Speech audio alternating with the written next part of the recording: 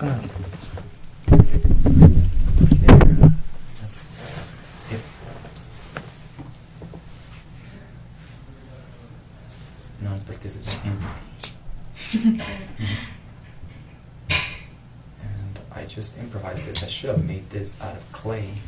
Some thing to hold the tea.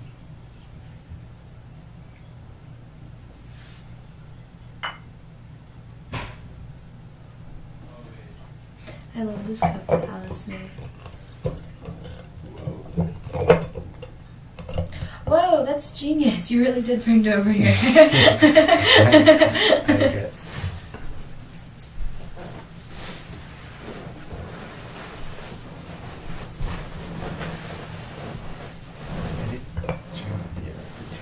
No, I didn't. I fail. No, you're good. Here, you want to try to No, I light don't think it? it's because there's no oxygen going in. Yeah. It's not gonna. Well, okay.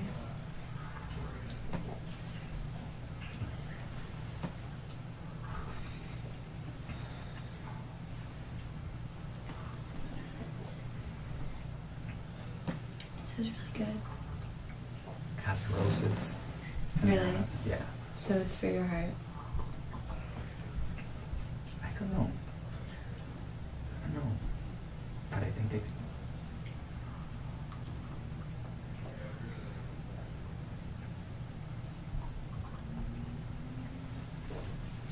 Okay, so what do you guys do for Seeds for Change? Oh, you chugged that. I needed the warmth. I feel you. So Seeds of Change is basically a group of people that come to explore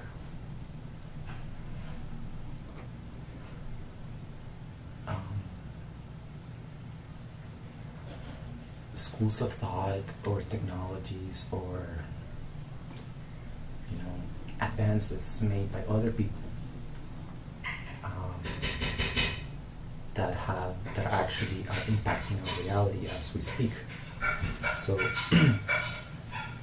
we come from the assumption that most of the social media, the popular culture, the pop culture, doesn't really look at these currents of thought or these, for example, just so that you can see where I'm going, like technologies like crowdfunding, or which is a technology into itself. I don't know if you know what crowdfunding is. Like Indiegogo, GoFundMe.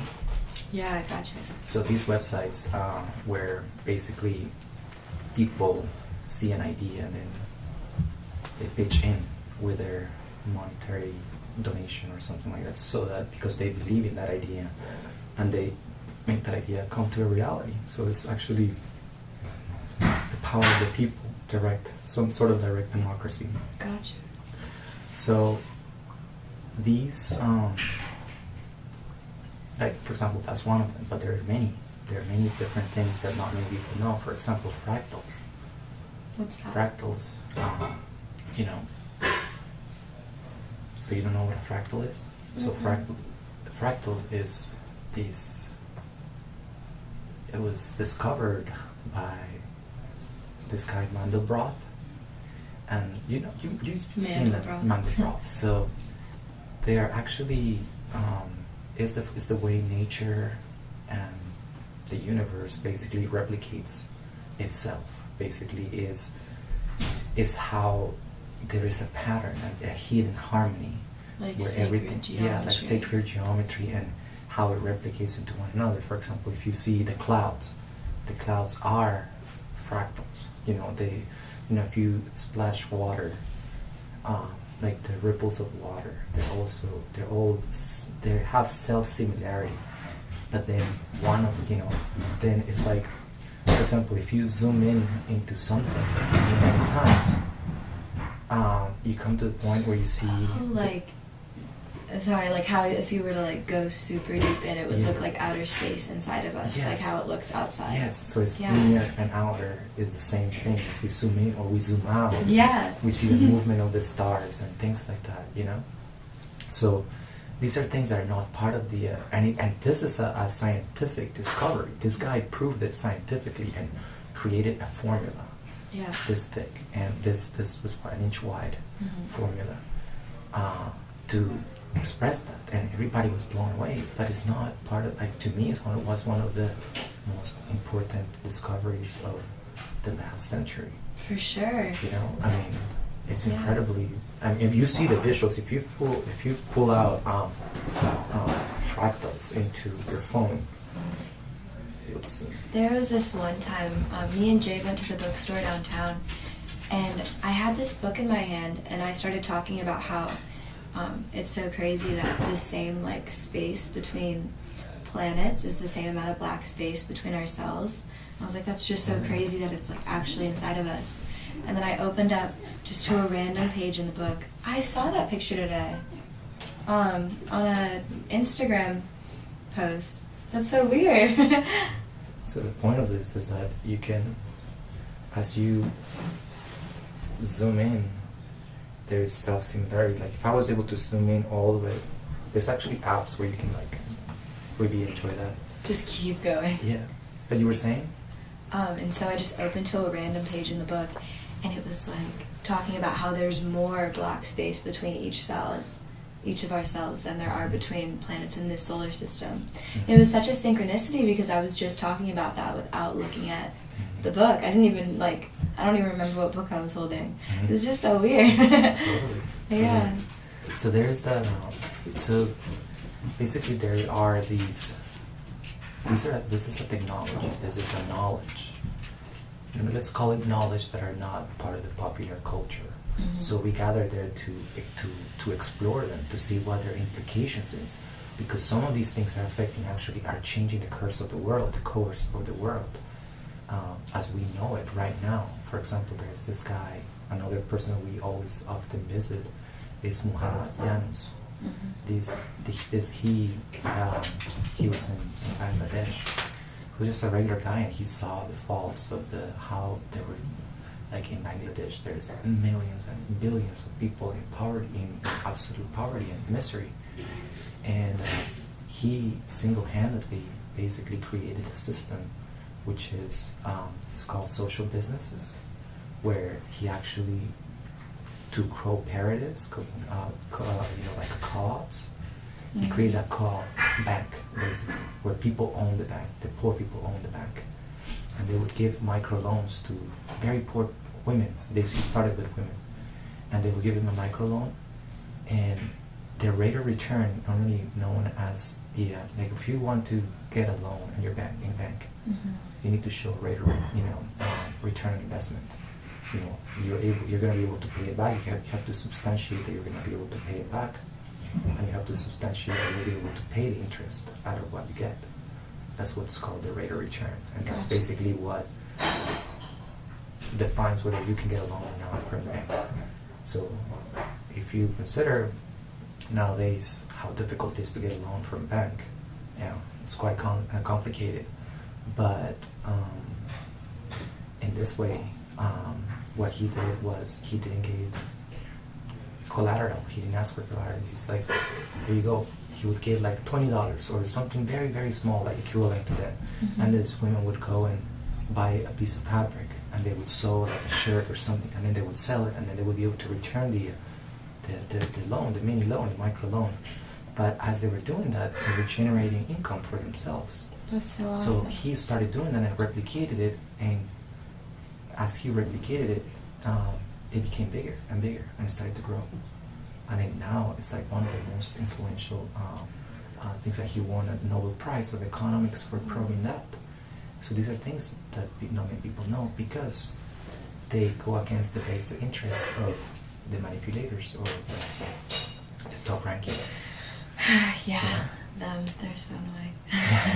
So the people that control the media, the people that control these things, don't want these knowledges. So it's a group of people that gather together to talk about these things. There are actually 5 or 6 of these theories or these knowledge that, and it's not just knowledge that is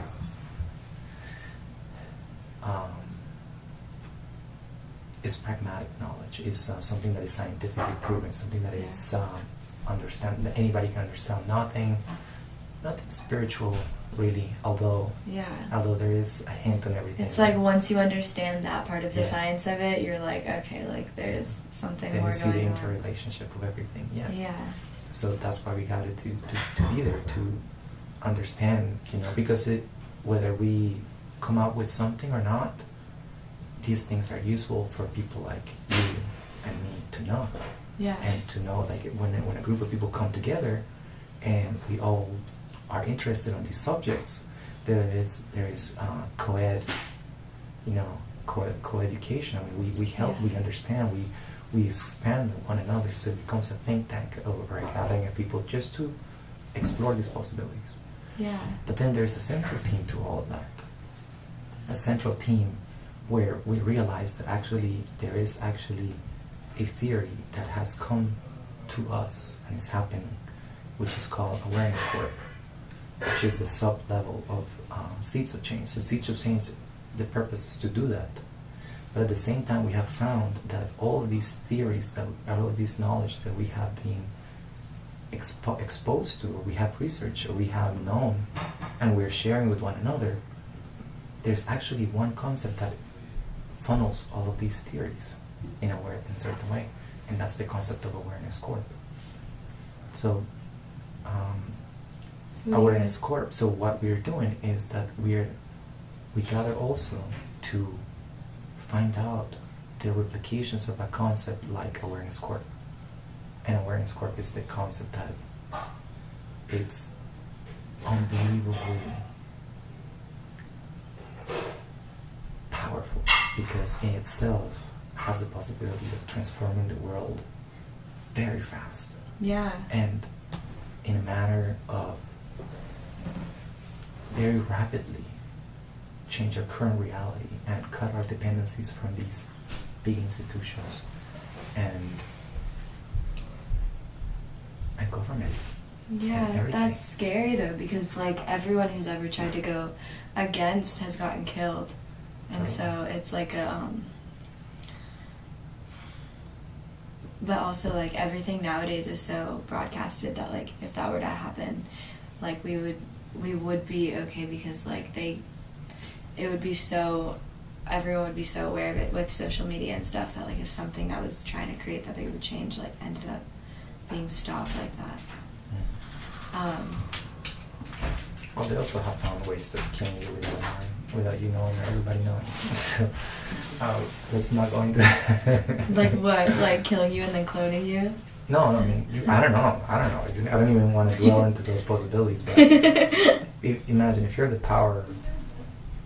top power of the world. Basically, you have all the research at your convenience, all the scientific research at your convenience.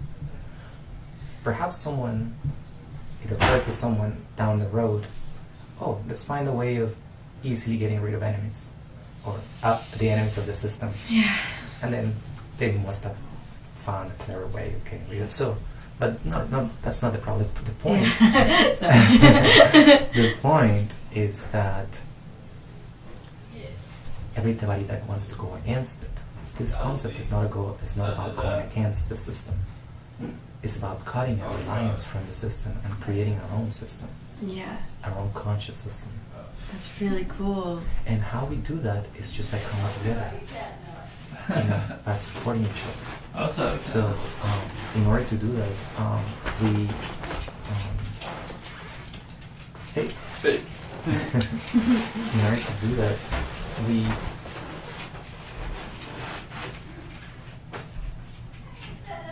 Thank you.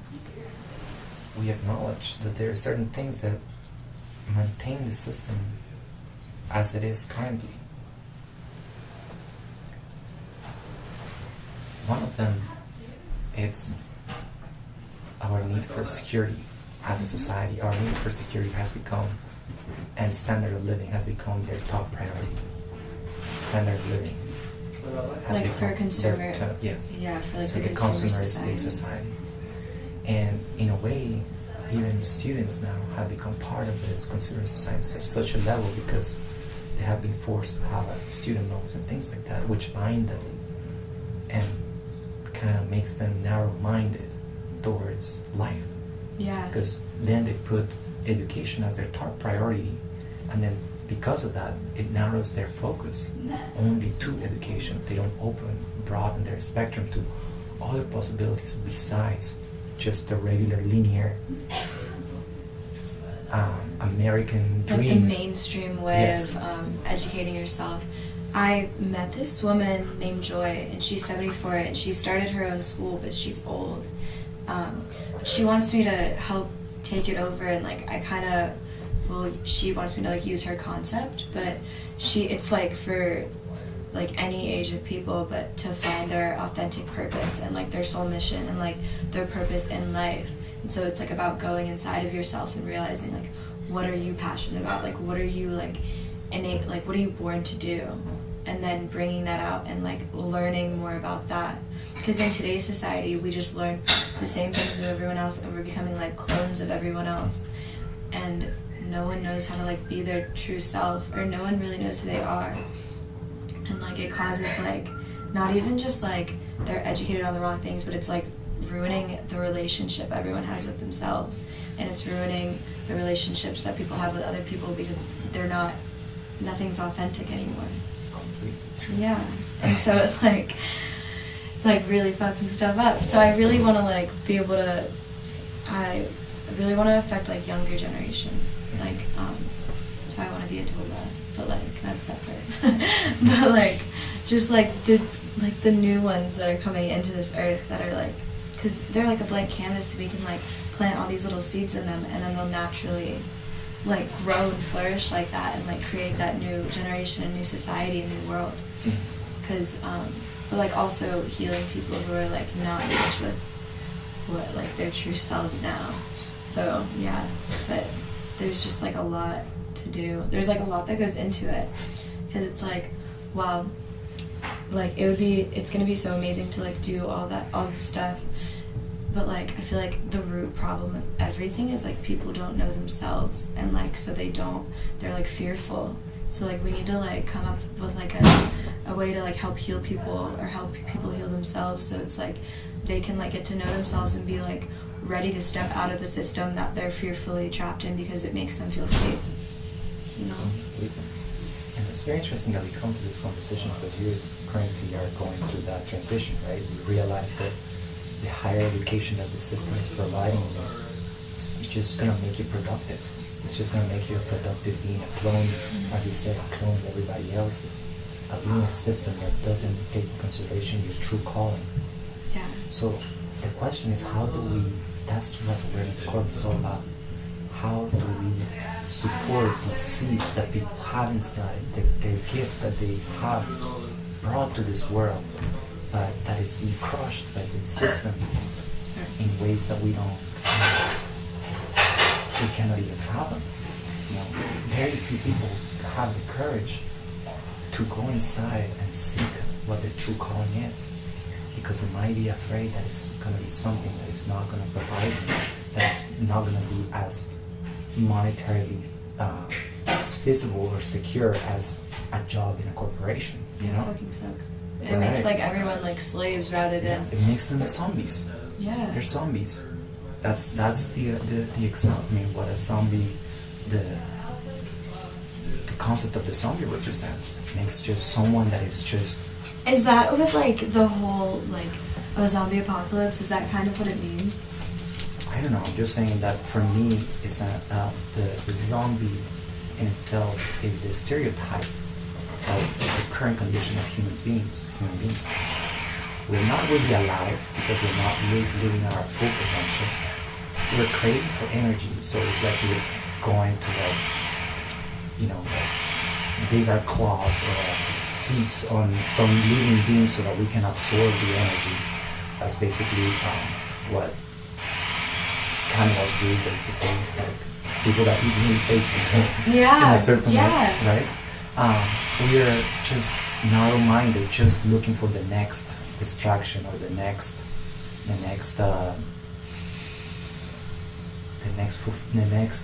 pleasure, which is like zombies just hankering for pleasure. Yeah, I wrote something about this recently. It might be in my book, but like I feel like everything roots from a lack of self-love and like a lack of being able to like get that own energy from like source and put it in your body, because it's like when we're unable to like nourish ourselves, we like people. It's in a Google Doc actually, because I wrote about it for I don't know, I was just writing in a Google Doc, but it's like people look outside for everything, like trying to fill them up with like joy or like anything, and it's like all the destruction and like the shit that we create outside of ourselves all roots from like that lack of harmony within ourselves. Totally, because we believe ourselves to be separate from the whole. Mm-hmm. By doing that, by removing ourselves from being separate from the whole, it's like when you pluck a leaf out of the tree. What's going to happen to that leaf? I mean, it's going to die. It's not going to just die. It takes a while to die. Mm-hmm. And for human beings, if you equate that, it's going to take 70 years for that leaf to die. So basically, they're just dying people, dying zombies all around. You see? Yeah. So because they're unplugged from the whole. So how do we get in touch back again? How do we motivate people? And the point is that this culture is the culture of fear. So the reason why they're not able to go in is because they're afraid of not fulfilling what society has imposed on them and what is normally considered life in itself. They have been brought up with this concept of what life is, and it's mainly just a materialistic imposition over their being. So how do we free these people? We need to make a matrix, a supporting system, so that it's easier for them to take this leap of faith.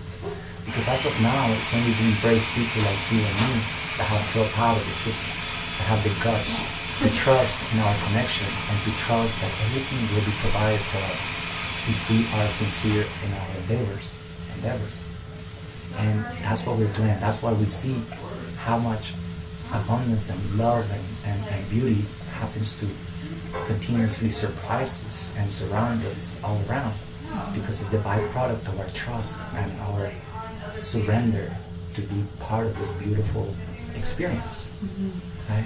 And the reason that people don't access that is, again, because they are embedded in that system of fear.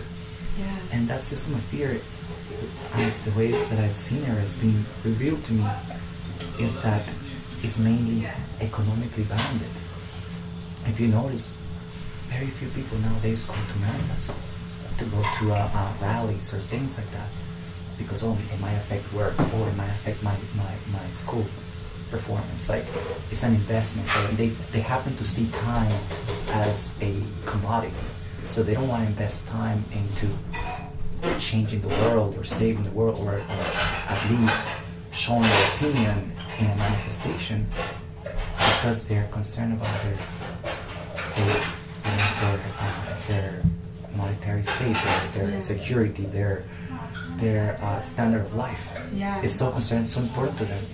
But then what if we're able to create an alternate system in which you can do what you love to do and still be sustainable and still be, have a beautiful life, and not closing the possibility of success or material success, because material success it's the life to many people, and abundance should not be disregarded from the very beginning. If you do what you enjoy to do, and if you are creating a good footprint into the world, and you're bringing change with what you're doing, either social or natural, or environmental change, then you have all the rights to be as economically successful as you want to be. But that only happens if we come together, and now the platforms are there. The the interconnection that we have through cell phones and technology is great. Now we can outreach to many people. Like, for example, what we're doing right now with this, or with so many other ways that you can actually access huge amounts of people and have a certain impact. But yet, so how do we take these people out of that? The idea is so this concept in itself, what it wants, or what it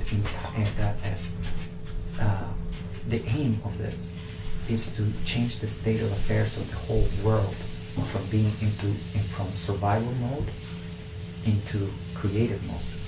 Right now, the whole world is in survival mode. From the richest to the poorest. The richest is in survival mode because he just wants to be richer and richer and richer. And the poorest, they just want to stay alive.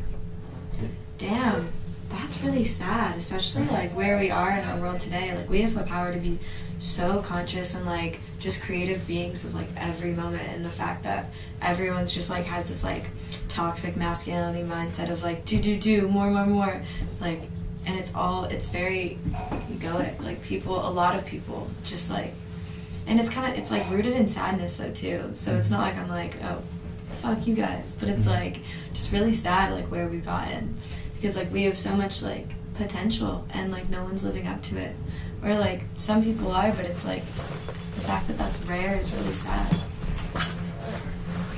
That's funny that your phone mic will change. Just needed to turn that light on. Yeah. Totally. Do you want more? Yes.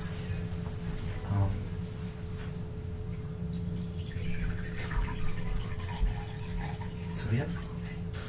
So there is. What if there is an alternate way, an alternate solution to their situation? What if?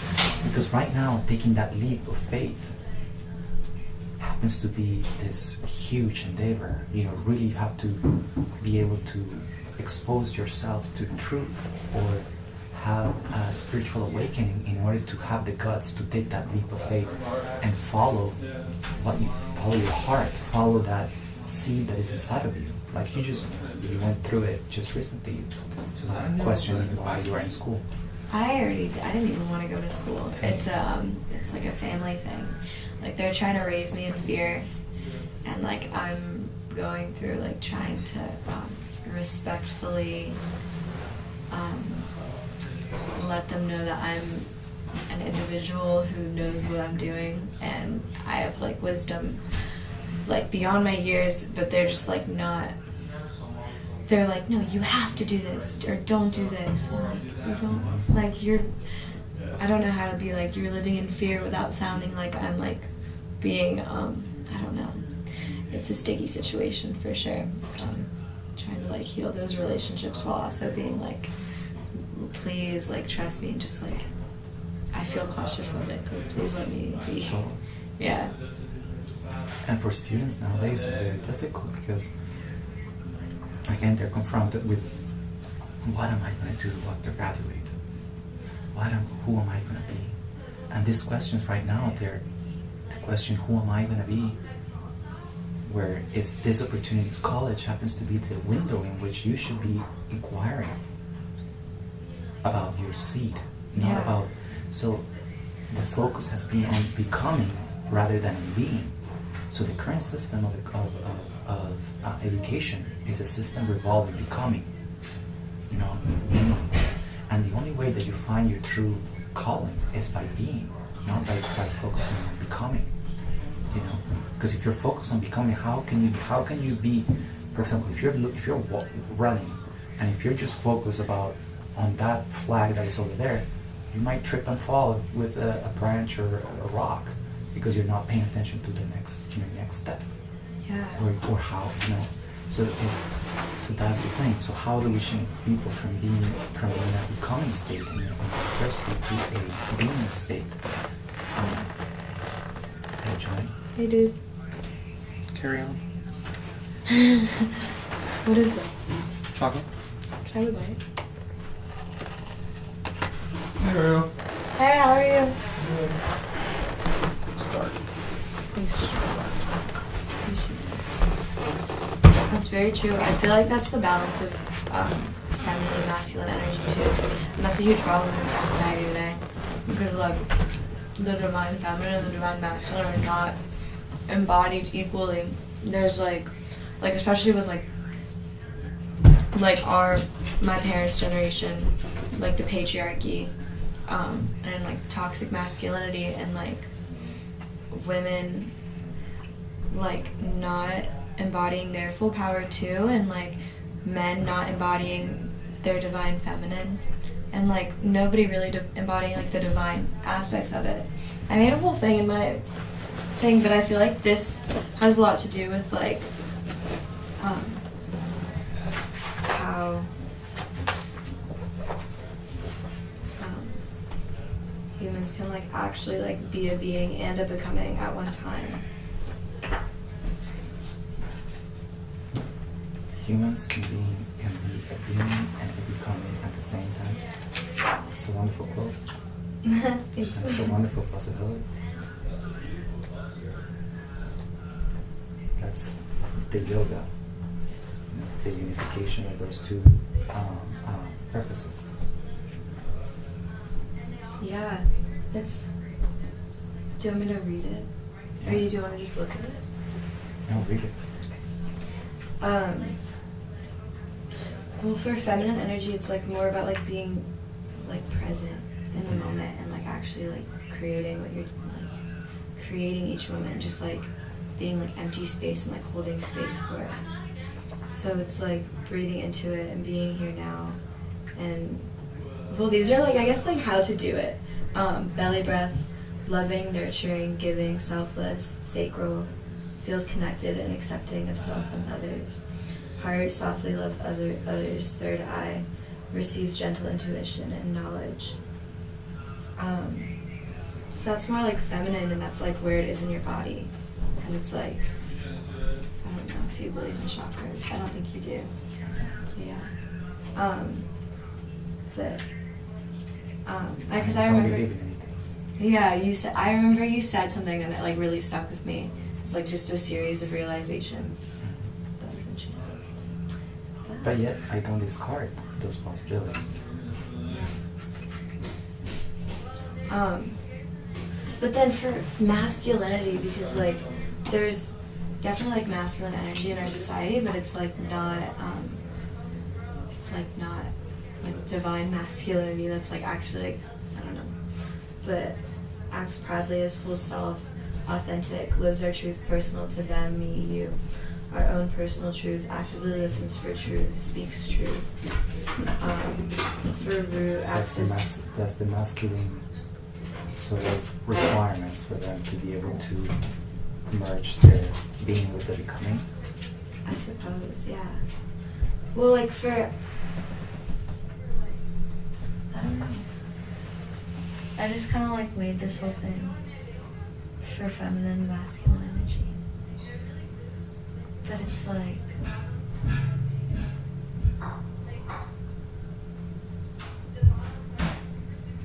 I feel like for feminine energy, it's like, because we always are becoming, so like we're always creating for the future, but we also have to be like present and like conscious of what we're, like the reality we're creating in each moment. And in order to do that, we have to have like hold space for it and like be really conscious and aware of like ourselves in each moment. So it's like a balance. I feel like we just need to like educate people. Definitely changing the way education is really important. But because like we have to educate people on it in order for them to like join this. Well, there is a saying by, I think even Confucius, the only thing that I can pull out of that guy is that, to me, the only wise thing that he says is that, you know, when you teach, people learn. And when you show, they understand. So, I don't know if it's exactly like that how it goes, but the whole point is that, the education, ever since the 60s, this has become like the knowledge of deeper possibilities and the interconnectedness and the spiritual understanding pierced the West ever since the 60s. And from then on, it has become sort of like it was powerfully a an explosion of consciousness here in the West, you know, the hippie movement and all that. And all the hippies wanted to, in a certain way back then, wanted to share it and spread it and you know, educate people. But then it hasn't worked. There have been sages and teachers for millennia doing it, and I mean, it has worked, you know, in certain frames, because people have liberated themselves through these teachers or sages. But ultimately the time for education has gone. Now the point is not about talking anymore. It's about demonstrating the possibilities.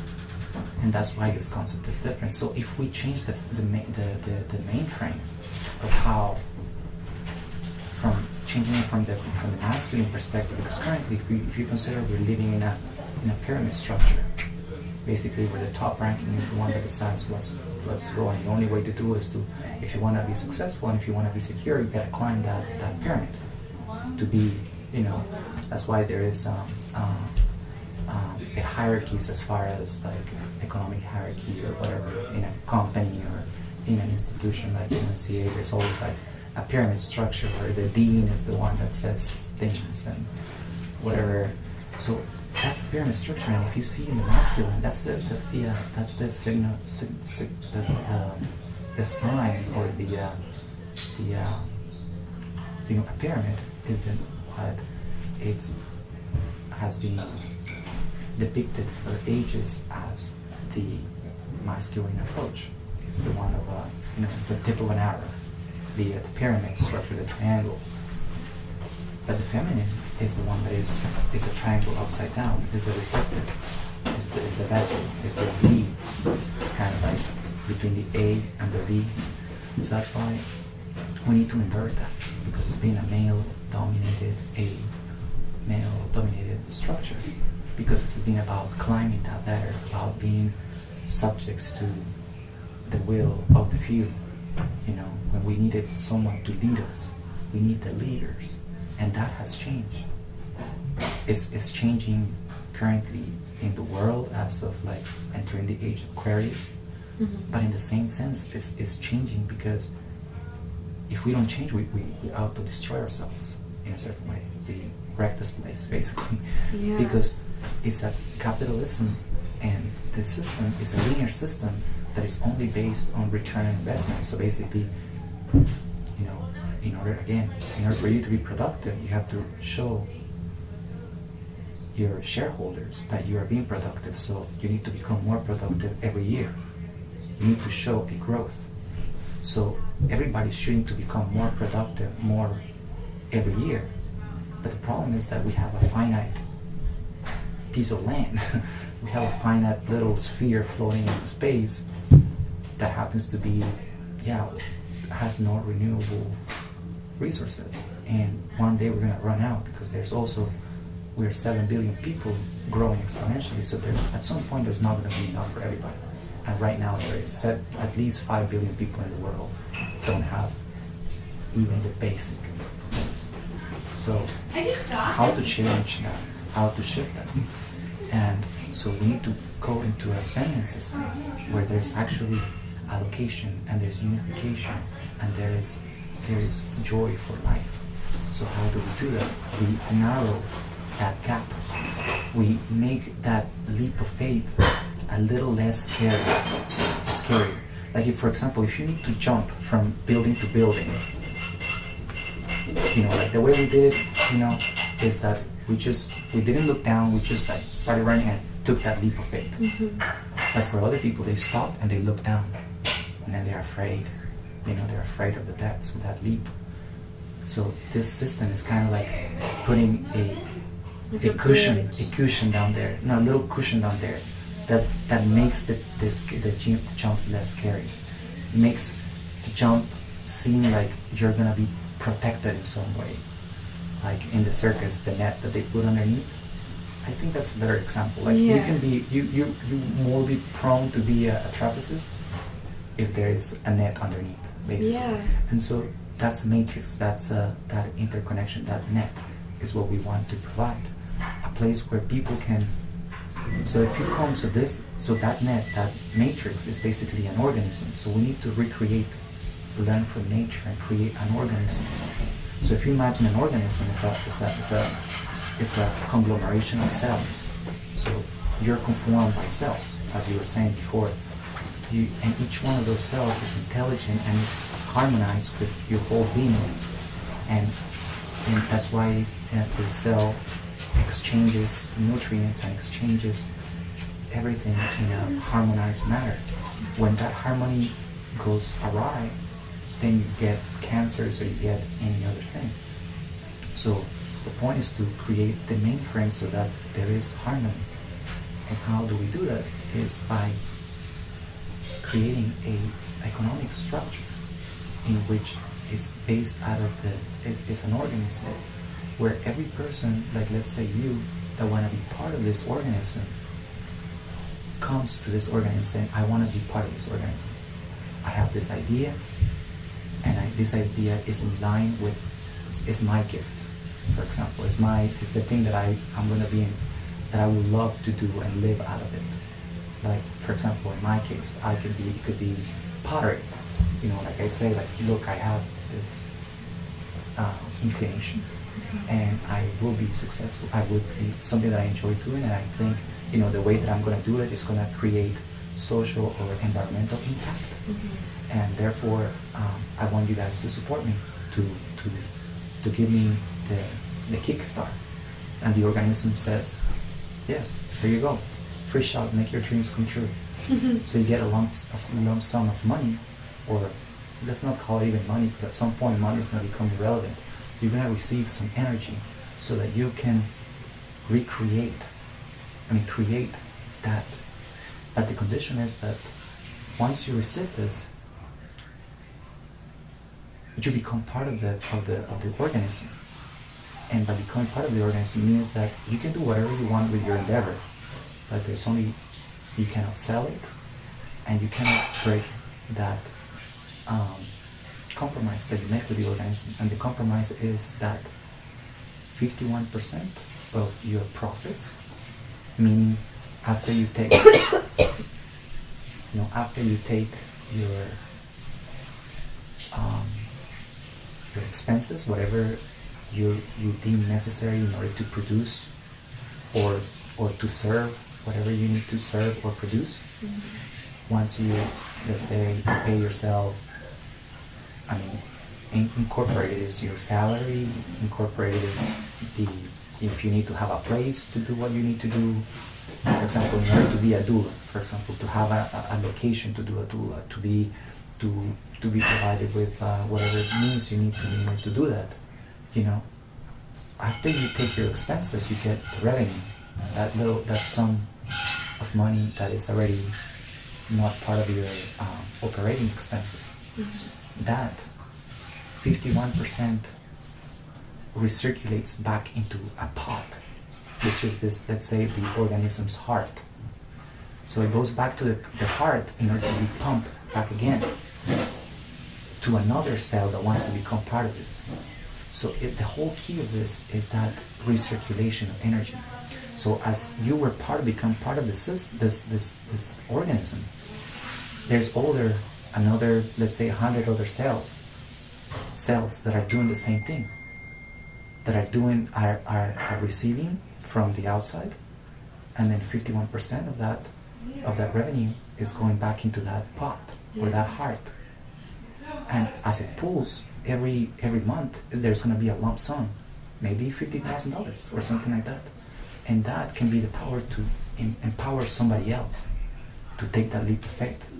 And as if there's more and more people, it becomes a snowball effect where we are supporting people and their ultimate calling, or the seed that they have inside of them, to bring it into reality. No risk, they don't happen to risk their house or their personal well-being. They get a free shot, basically. It's only one free shot. Mm-hmm. You only one free shot to be what you want to be. If it doesn't work, it just failed. Because by taking, people don't take risks. It's because they're afraid of the consequences. Like whenever you go to a bank, they're gonna ask you, okay, do you own your house? Well, provide your house as the security to bind you so that you can repay this loan. We want the, they call it a letter or a collateral saying that. So what I'm saying is like, that's how the system works. Like if you want to do the same thing, if you want to open your own, let's say, doula clinic or place, I don't know if we consider Yeah, it'd be called Doula Mamas, and it would be Yeah. like an orphanage Alright. type thing. I don't know. Just a lot going on. I have like a whole. Anyway, Yeah. what were you saying? So, let's say that place. If you go to a bank right now, they're gonna say, okay, so how are you going to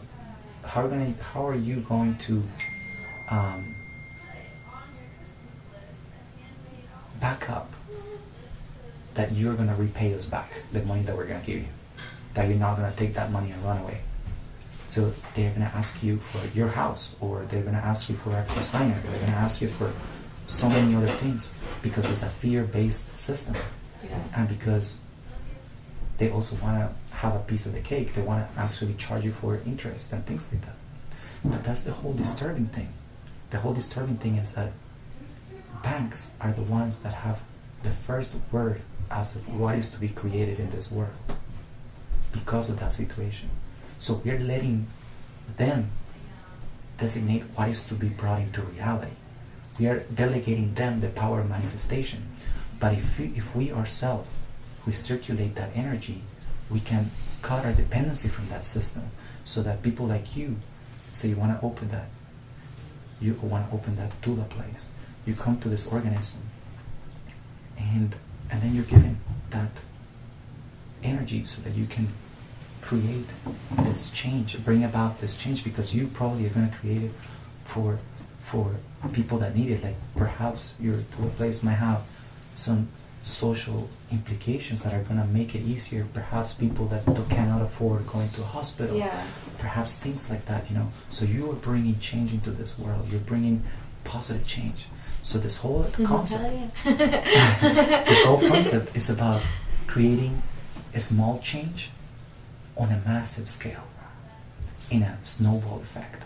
Mm-hmm. So by doing that, the more cells that become part of the system, the more recirculation of resources. So at some point, this organism is going to be able to afford free healthcare for everybody of their participants. There's actually all these cells actually interacting with one another, so they're supporting each other. Like if you need certain knowledge as far as like whatever you might need to follow your endeavor, other people can pitch in and help you because others are concerned about your success. Yeah. So in order to do that, you become part of this network. You're not alone. You don't feel alone. So you're taking the jump with other people, and then as you see other ones are jumping, and then it becomes more encouraging. And I said, imagine that. Imagine 100 cells. Imagine 1,000 cells. Imagine 1,000,000 of those cells. Imagine the possibility that if we prove this concept, it would be something that could be spread and could be replicated everywhere else in the world. So it's not about us creating this thing here. No, it's about proving that it's possible. And so that in poor nations, just a few people gather together and they recreate another one of these organisms. So these organisms can start sprouting everywhere in the world.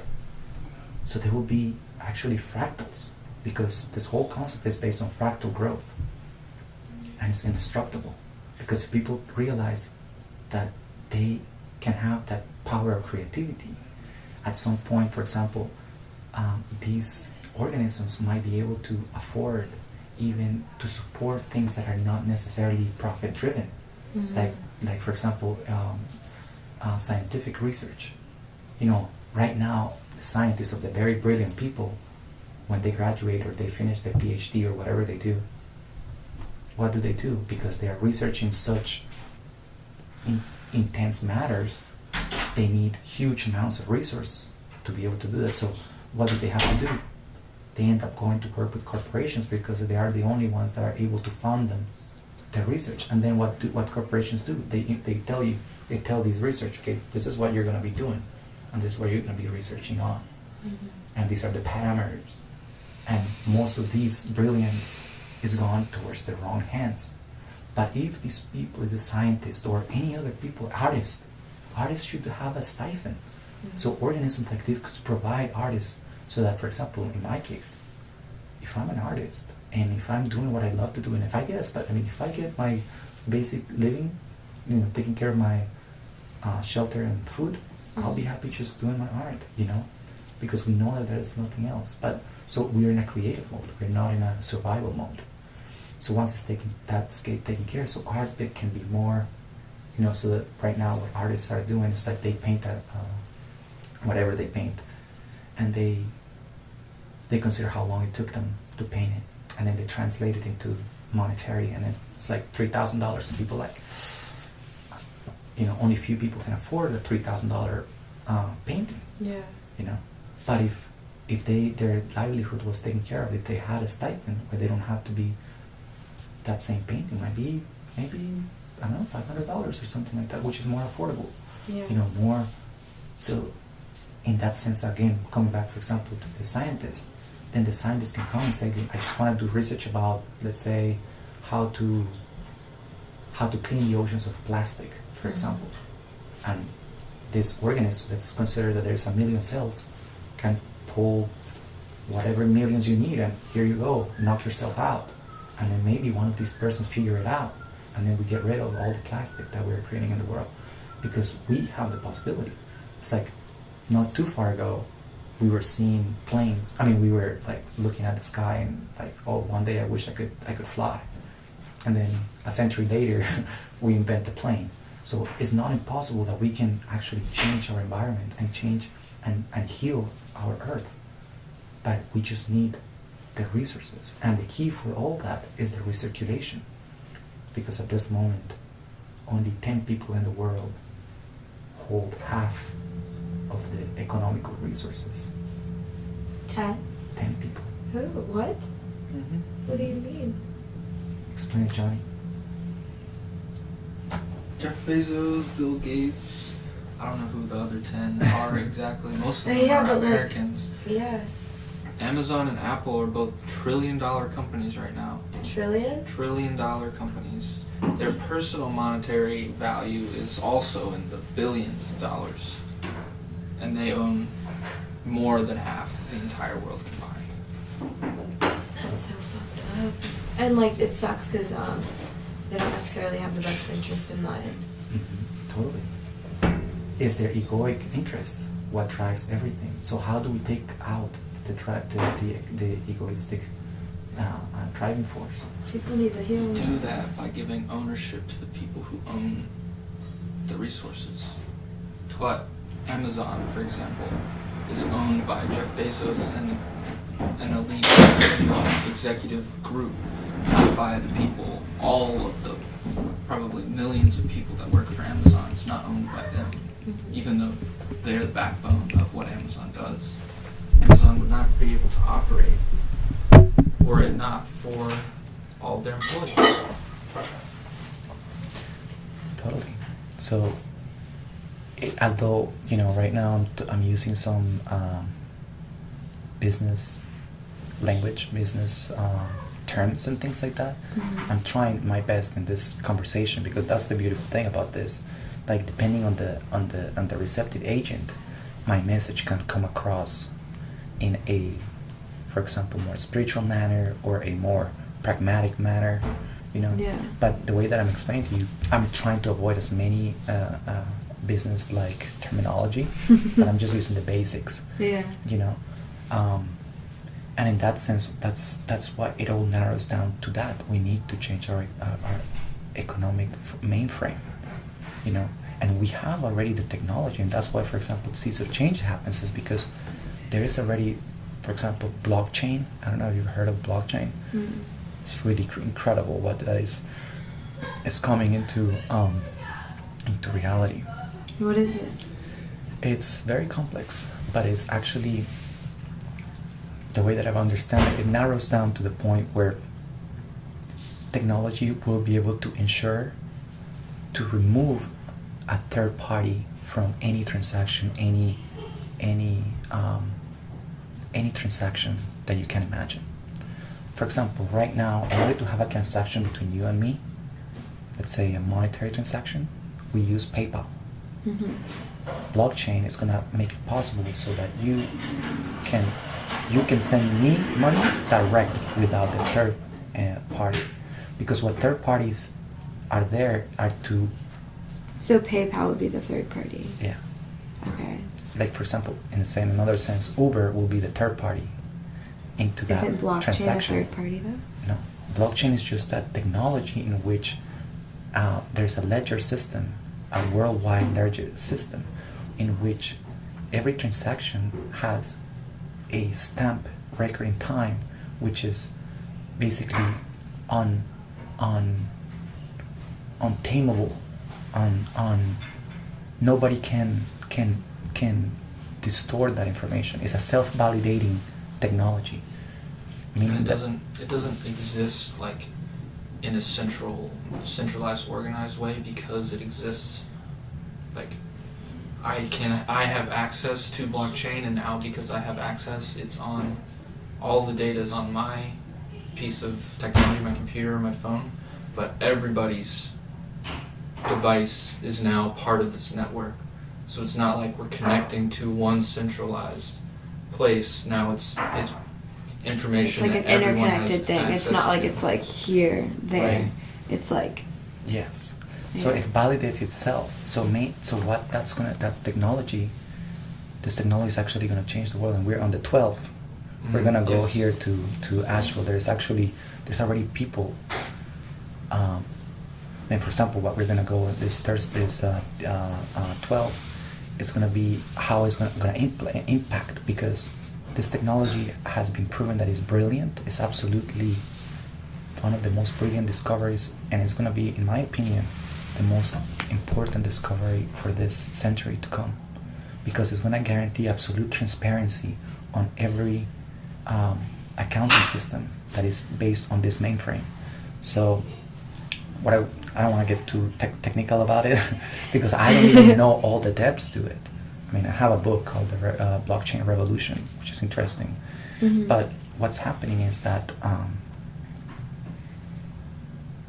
the systems are available. Like, for example, the crowdfunding. The crowdfunding is another way in which we can make the reality of this organism, Awareness Corp, through that system. And there's many other things that are already in line with it and are supporting it. And that's why this is the time and possibility in which we can actually bring that into manifestation.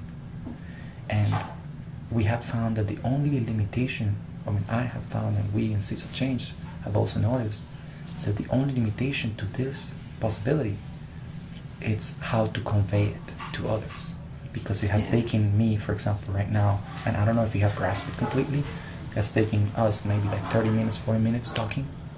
But how can I convey that to you in a condensed manner? So we're gonna, Seeds of Change next semester is gonna be creating a documentary.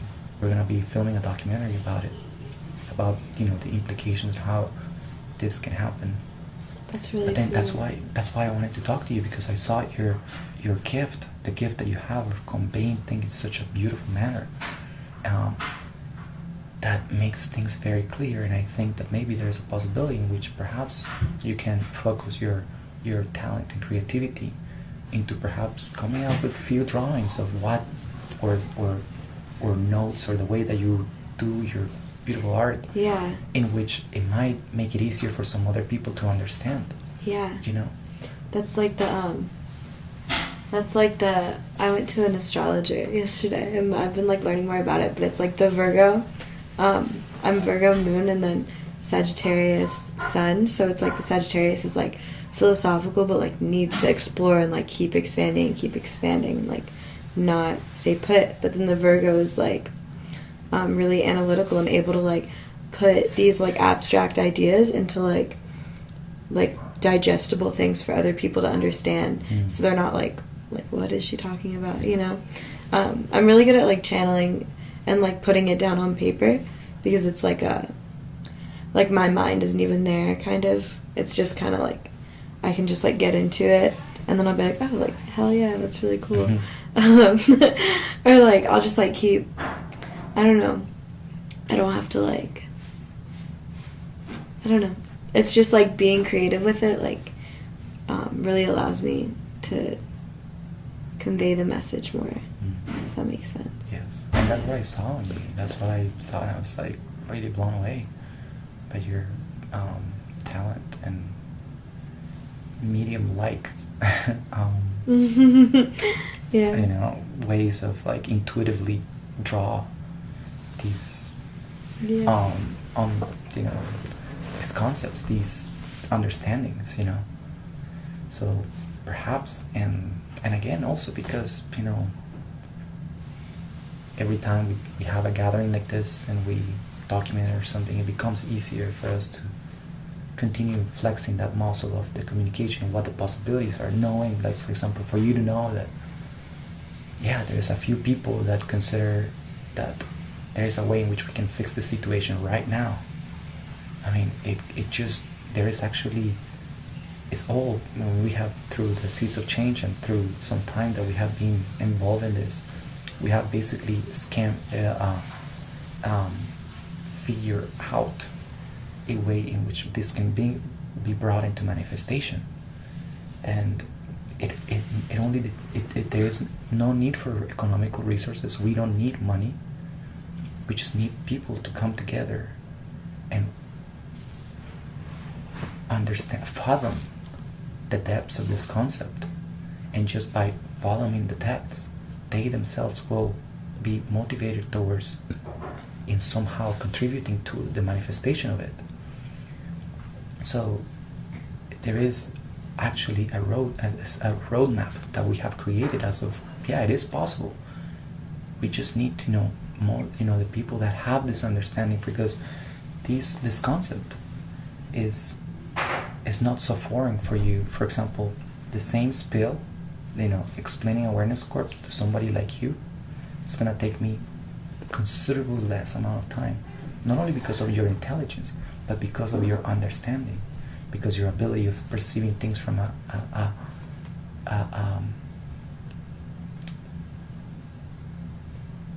your capacity to see the bigger picture, which in a way could be translated into your spiritual understanding. You know, because once you have the spiritual understanding, you're able to fathom the interconnectivity of everything, right, and understand it, and then you start seeing this possibility that is based upon the same approach. And so for you'll pick it up very quickly.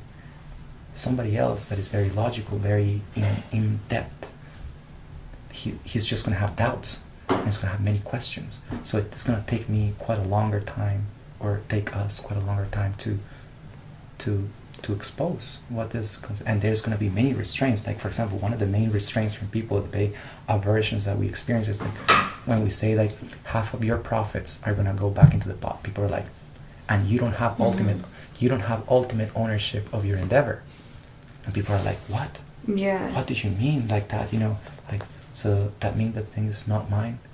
And the answer is yes. Basically, like the ego, in order to expand yourself to the ultimate possibility, you need to surrender your need for your egoistic need. One of the first egoistic need is the egoistic need of ownership. For you is so important, but even in this system, that's an ephemeral thought. That's something that doesn't exist. You know, there is very few people that really own their houses. There is very few people that really own their cars. Most of them, it's just that there is, in some computer their name appears to be in there, but for the most part they own it to the banks. The banks are the ones that owe everything.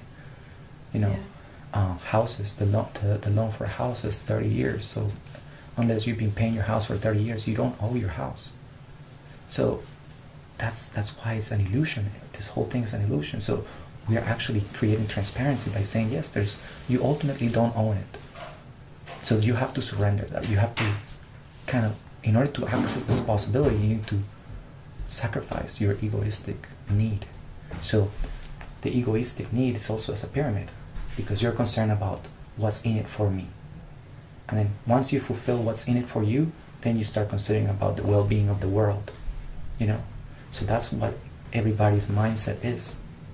But in order to shift it, we need to put what the world needs first, you know. So it's an altruistic perception, Mm-hmm.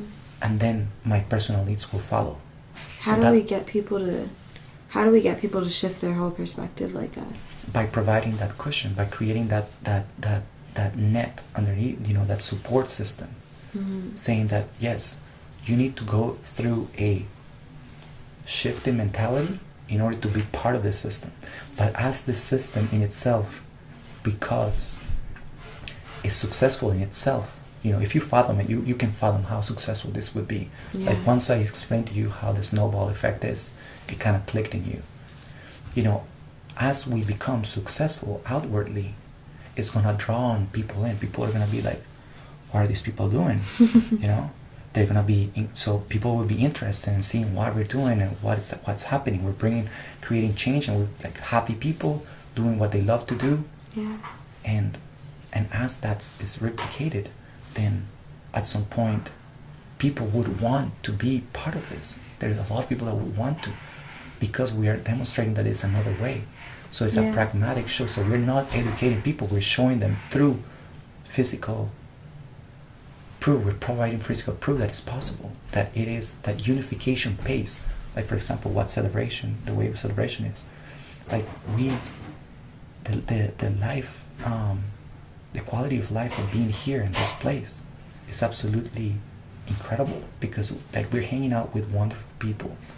We're friends, and the way we resolve situations and our driven mentality towards maintaining a harmony, it's something that is delightful. It's delightful to be here, right? But in the same way, it's not for an outsider might not be able to understand that unless he tastes it, or unless he comes to a party and sees how we party and how we handle ourselves, how different it is, you know. So we are showing them by example. We're leading by example, you know. So this concept is about leading by example, showing people that yes, you can be successful by doing what you love to do and helping the world at the same time. Yeah. So those are the three pillars. The three pillars of this concept is, you know, to be, in order for change to be possible, it has to be sustainable, it has to be unifying, and it has to be something that you enjoy doing. So those are the three pillars. Once you have these three criteria, then it all comes together. Because it's about coming together as an organism, being not separate from one another. Yeah, and then once people start to see that, like, people who are actually, like, doing this and, like, living out, like, their heart's true desires and, like, they're, like, radiating it and, like, you can, like, literally feel it off of them, then they're gonna be like, oh, like, maybe, like, the slave way of I'm being and, like, that the world is teaching us to be, like, that'll cause them to wake up. Because, like, once we put it in our consciousness and put it into action, like, it goes into that, like, universal cloud of consciousness. And then, like, it'll be able to, like, the more that we do it, the more accessible it'll be to their consciousness to wake up to on their own. Because, Johnny, you explained the, in A New Earth, how it was, like, Christ consciousness, and then he died, and that was, like, a flower. And then, like, it started flowering back up. Mm-hmm. So it's like that, how it's like when we start to blossom, like these other flowers will come up and blossom too. Yes, and this is a possibility. The powerful thing is that it's unfathomable how beautiful this possibility is, because it could be the flower of the whole earth at the same time. So it would be like a worldwide awakening. This possibility is, to me, one of the the most feasible possibility of creating a worldwide awakening, because these people, the beings that are going to be part of this organism, in themselves, they have shifted their mentality. They have sacrificed their personal interest to care for the whole world as a whole. So that's one thing. Mm-hmm. Second thing, they're shifting from being in a survival mode to being a creative mode, which is going to make them happier. Mm-hmm. They're going to be doing what they love to do, and they are going to be satisfied by knowing that they are actually creating a positive footprint and changing possibly the world. And at the same time, that creates that receptive state, that possibility in which, then a spiritual understanding becomes easier and more accessible. Yeah. Because once your basic needs are met, that's why, I don't know if you've seen the Maslow's hierarchy of needs. I've seen it. I don't remember exactly. So it comes like, I don't know how it is exactly. It's like shelter and shelter, food. love. Food, shelter, love, and something else, and then ultimately is self-actualization. So once you have all those needs met, then you can start accessing that luxury of self-actualizing yourself. So that means more and more people would have more time and more energy because they're fulfilled. They're not wasting their energy on a dead-end job or something. They're just going to be vibrant all the time, happy, in a celebrated mood, in a creative mood, to change their mind and to change the world. Yeah, it's because school, like, at least for me, it's like vacuous to energy. Like, I don't get anything back from it, and so it's like I don't have any energy left to like really like put into things and then get back. Because like while I'm there, it's like, oh my gosh, I'm like questioning my entire life. I'm like, why am I here? There's no point, like all this stuff. But yeah, that's like really powerful for sure. I was gonna say something. I was thinking about it when you were talking, and then I like lost it because I stopped thinking about it. I want to add a thought to the question of what is going to drive people to shift their consciousness in order to understand this idea that we're talking about. And to me, I think a certain amount of suffering needs to be experienced by people to ultimately cause them to have the realization that life can be different. Yeah. And that suffering is inevitable but not permanent. Yeah, because when you're not in that state of suffering, or when you're not experiencing the suffering of the world, because the world is suffering, so it's like if you don't have like a taste of what that is, then that means that you're still living like as a blind sheep almost. Yes. Like you don't really realize that there is suffering. Yes. And I mean, which is even really sad. personal suffering, whether that's economic suffering, social, emotional, spiritual suffering. I think without the tools and the guidance of a spiritual philosophy and a stable framework in order for you to live in and prosper, like without that, suffering is almost amplified. And people might think, oh, well, I can fill that with money. All I need to do is get rich. But all the spiritual teachings will tell you that's not going to fulfill you. You get rich and then you will just want to be richer, and the hunger will just grow. But I think at a certain point you will suffer so much so that waking up is almost inevitable. At that point. Yeah, like you reach like a breaking point where it's like, what the fuck is the point? Like you hit rock bottom and like you're like, whoa, like everything, like earthquakes around you, and you're like, oh. But yeah, like once I remembered what I was gonna say. Once like people get into the creative mode rather than like the reactive mode and like the just like following like a certain like carved out path out of like just like trudging along the path.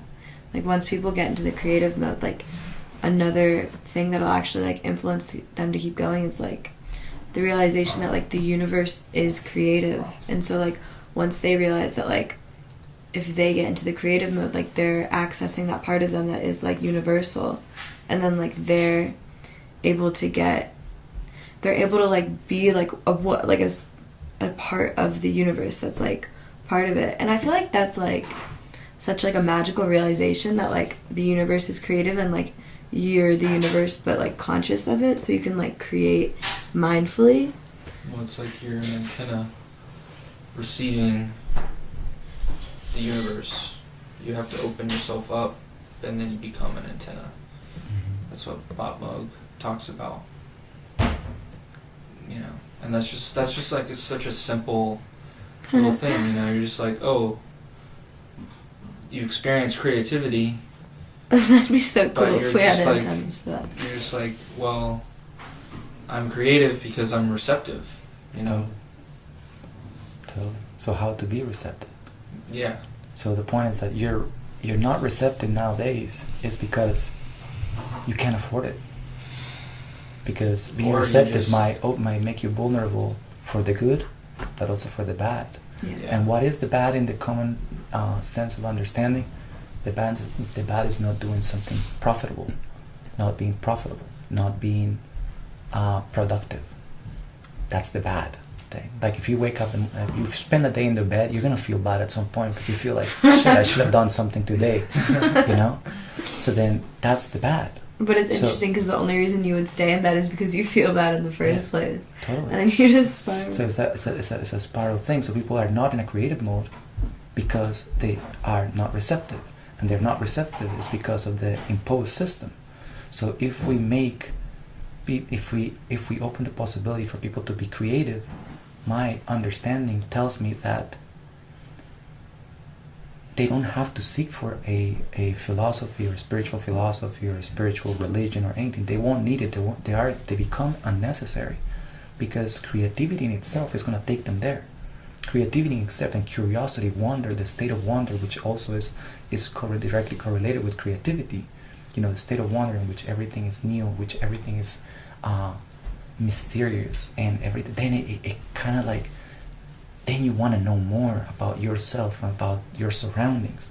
So then you can spend more time finding whichever way you want to find that out through meditation, through yoga, through whatever other ways. But then only that freedom allows you to be there. That's why most of the ancient, from all of these sources, if you trace back all of this spiritual understanding and like the true understanding has come from basically very affluent societies, like the Greeks, for example. It was only until they were able to achieve a certain level of comfort, through their water systems and through their cities and things like that, where they had time to sit down and philosophize.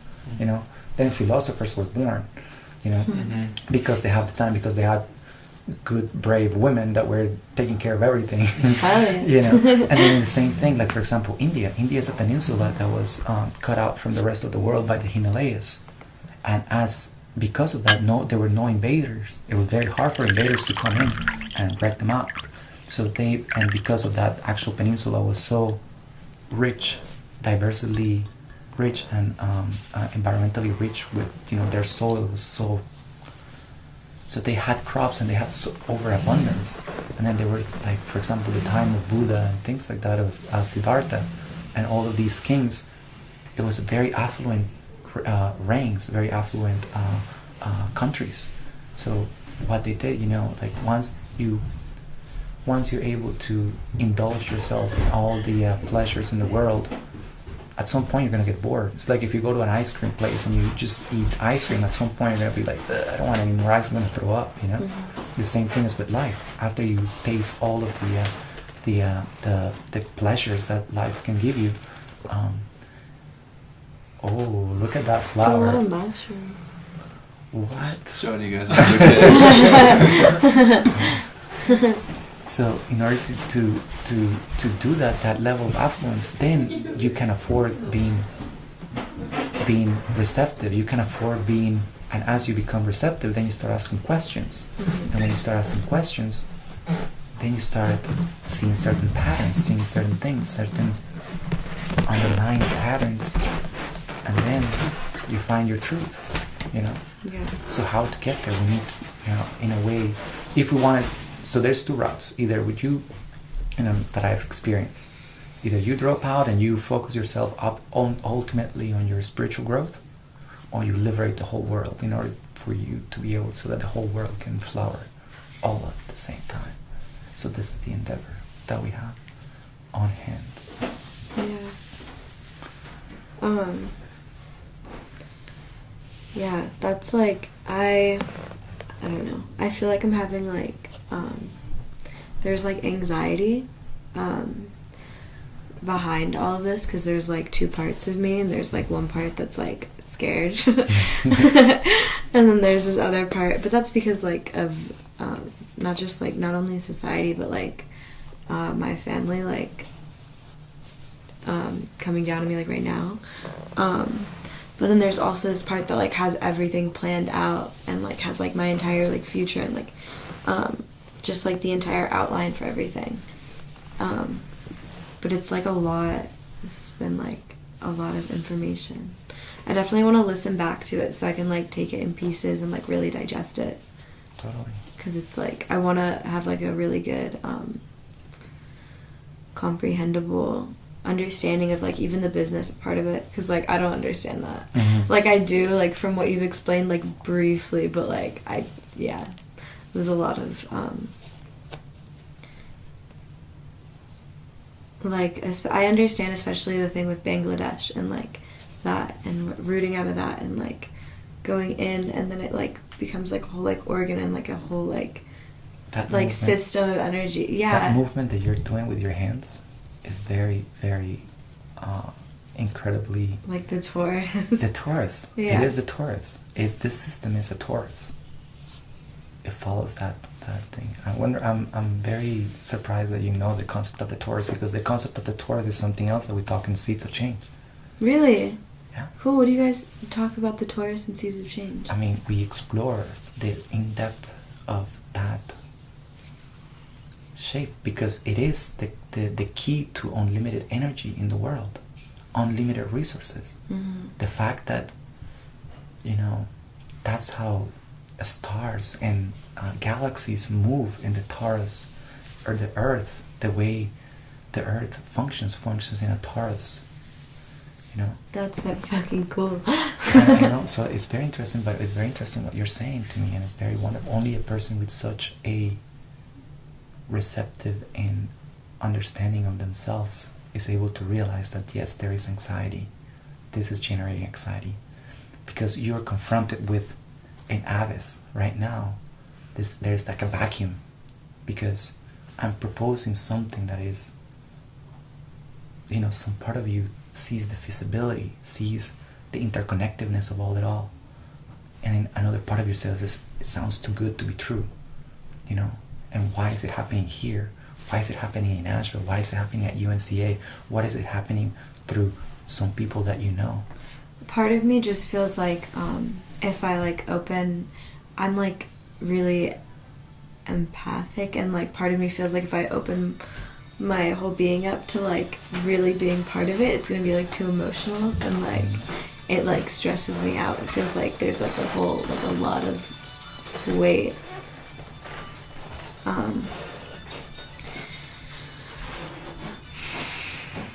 Which is absolutely normal. But then just remember one thing: if that can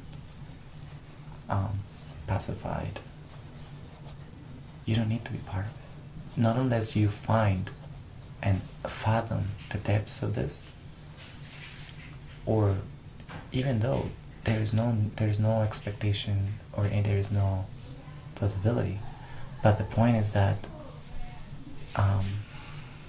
you contribute with what you contribute. Just by having this conversation, that's plenty of contributing. Because it's through your receptivity that I'm able to channelize this, and express it in a certain manner, like I'm doing right now.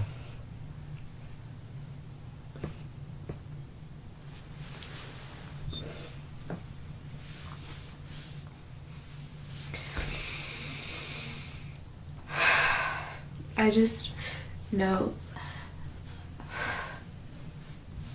that like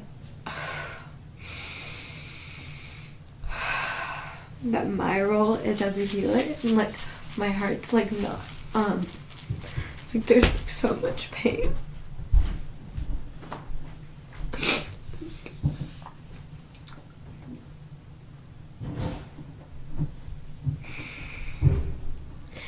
I know like my role is to like heal it so I can feel it and like go through, but there's like so much that like if I start like opening it up, then it's like gonna like all like everything, because it's like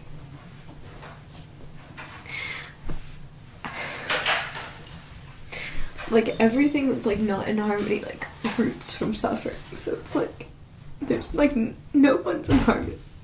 So it's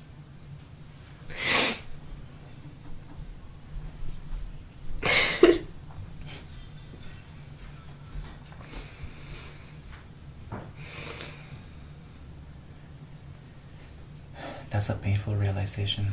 No one is in harmony. yeah, and like when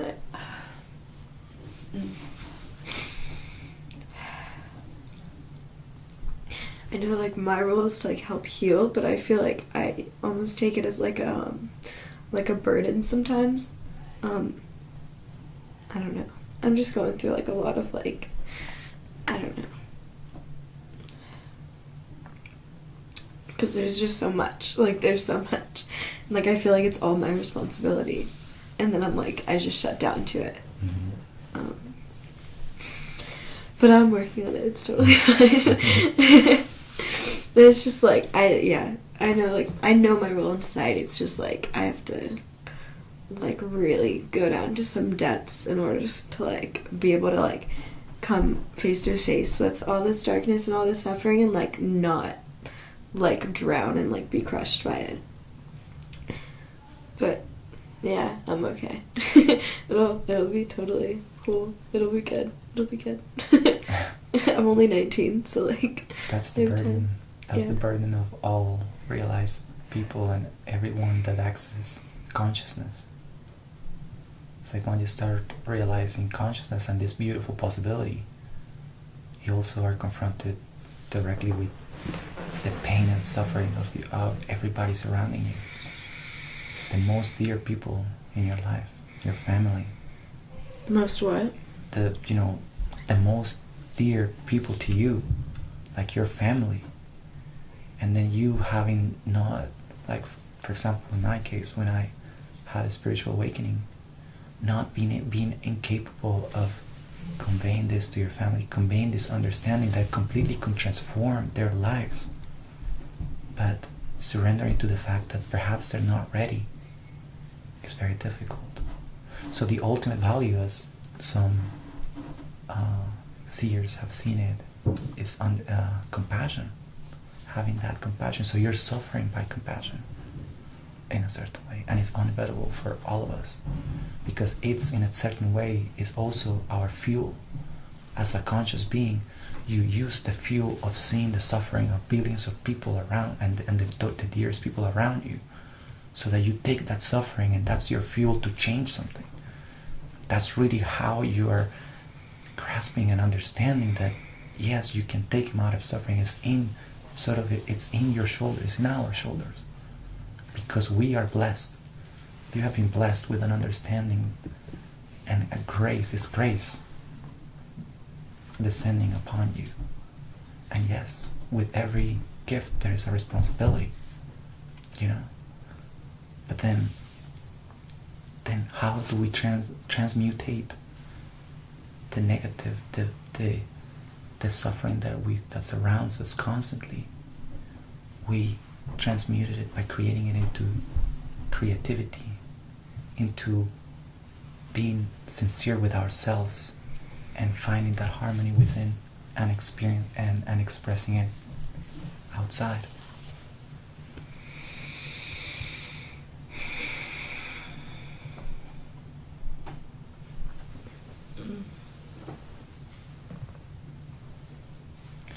Yeah, it is mind-boggling. I've been dealing with this for close to 8 years. Really? Yeah. When do you feel like you started like going into that? It was about a year after my awakening, my spiritual awakening, that this became a revelation to me.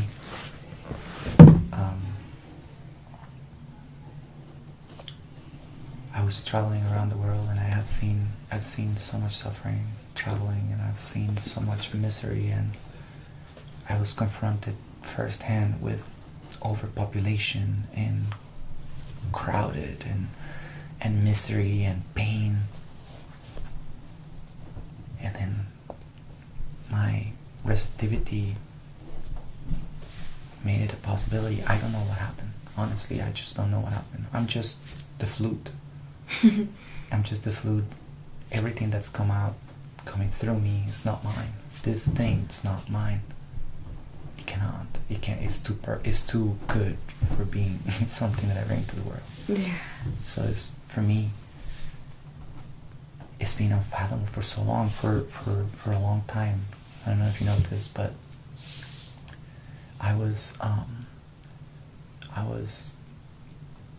I'm gonna use the term monk, so that, because it's kind of like the closest thing to what I was.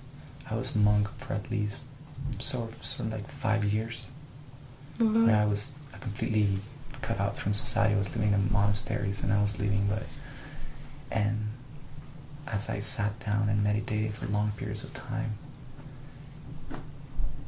I would have plenty of time to see this possibility from every possible angle, and I was not able to come out with anything against it, with any